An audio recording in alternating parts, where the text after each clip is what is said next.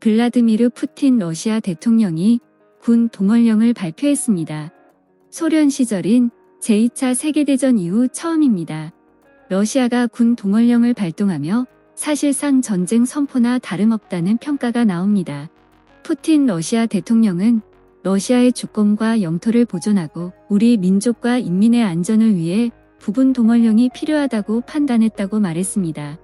푸틴 대통령은 이번 동원령이 전면적이 아닌 부분적 동원령임을 강조하면서 한 발 물러서는 모습도 보여줬습니다. 러시아 국방부는 예비역 30만 명이 동원될 것이라고 밝혔습니다. 이에 우크라이나는 전쟁이 러시아 뜻대로 되지 않는 것을 보여주는 것이라며 영토 수복 의지를 분명히 했습니다. 미국은 우크라이나 대사를 통해 러시아의 엉터리 주민투표와 동원령 발동은 나약함과 실패를 의미하는 신호라고 비난했습니다. 러시아의 동원령은 우크라이나가 공세를 펼치는 현재의 전쟁 상황을 뒤집으려는 의도로 풀이됩니다. 심각한 병력 또한 동원령을 선포한 이유로 거론되고 있습니다. 러시아가 동원령으로 확전을 선택하면서 종전은 어려워지고 어느 한쪽이 패배할 때까지 전쟁이 격화될 것이라는 전망이 나오고 있습니다. 사실 푸틴 대통령이 동원령을 선포한 배경에는 다른 이유도 있습니다. 러시아를 지지하던 중국과 인도의 태도 변화도 영향을 미쳤다는 평가가 나오고 있습니다. 9월 15일에 열린 상하이 협력기구에서 중국은 러시아의 우크라이나 침공에 대해 의문과 우려를 가지고 있다고 밝히면서 중국이 러시아를 손절하는 것 아니냐는 관측이 나왔습니다.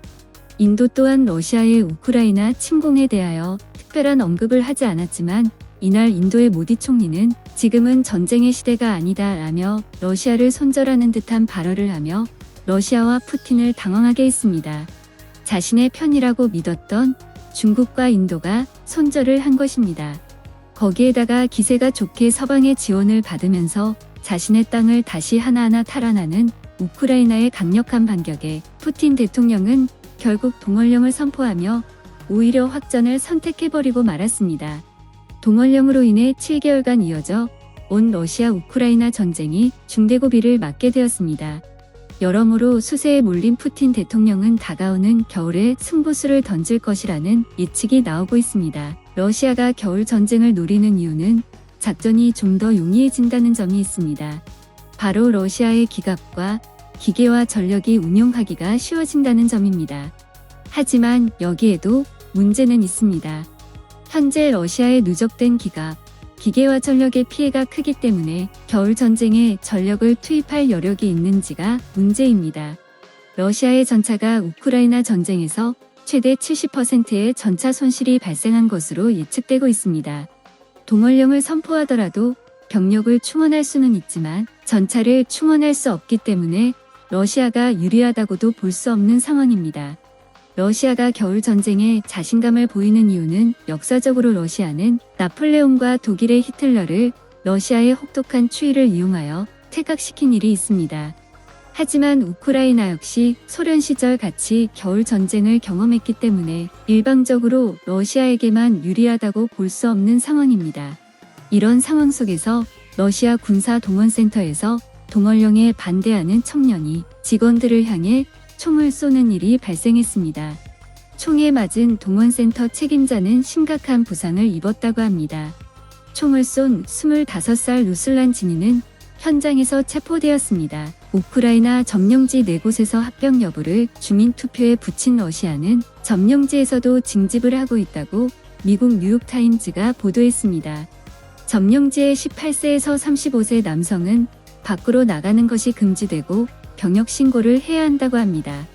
또한 러시아는 동원령으로 탈출하는 남성들의 주요 길목인 조지아 국경에 병력과 장갑차를 배치했다고 미국 뉴스위크가 보도했습니다. 이들 병력은 러시아 시민들이 조지아 국경 월경을 시도할 경우 조치를 취할 것이라고 러시아 국영통신을 통해서 밝혔습니다. 현재 러시아는 자신을 지지해주는 국가들이 손절을 하고 전쟁에서도 우크라이나한테 밀리고 있습니다. 거기에다가 러시아 국민들은 우크라이나와의 전쟁에 의문을 품으며 전쟁 반대 시위는 날이 갈수록 늘어나고 있습니다. 이런 상황 속에서 푸틴 대통령은 서방이 핵 협박을 하고 있다며 모든 수단을 동원하겠다고 했습니다. 여기 모든 수단에는 핵 위협도 당연히 포함되어 있습니다. 미국과 서방은 후회할 선택을 하지 말라며 러시아를 압박하고 있습니다. 점차 밀리고 있는 푸틴 대통령이 과연 어떤 선택을 할지 유심히 지켜봐야 할 것 같습니다. 오늘의 이야기는 여기까지입니다. 시청해주셔서 감사합니다.